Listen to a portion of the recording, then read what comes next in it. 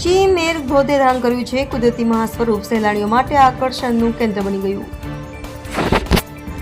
સોનગઢ તાલુકાના ચીમેર ગામે આવેલો ધોધ હાલ વરસાદી મોસમના કારણે પોતાના પૂર્ણ સૌંદર્યમાં જોવા મળી રહ્યો છે. અવિરત વરસાદ બાદ ધોધે મહાસ્વરૂપ ધારણ કર્યું છે અને અહીંનો નજારો કુદરતના નયનરમ્ય દ્રશ્યને જીવંત કરી નાખે તેવો બની ગયો છે. ચીમેર ધોધ દર વર્ષે વરસાદી મોસમમાં પ્રવાસીઓ માટે મુખ્ય આકર્ષણનું કેન્દ્ર બને છે. રાજ્યના વિવિધ શહેરો તથા નજીકના ગામડાઓમાંથી લોકો પરિવાર સાથે આ ધોધ જોવા માટે પહોંચે છે. ધોધમાંથી ધસી આવતા શીતળ જળ અને આસપાસની હરિયાળી અનુભવતી પ્રકૃતિ પ્રેમીઓને એક અલગ જ આનંદ આપે છે.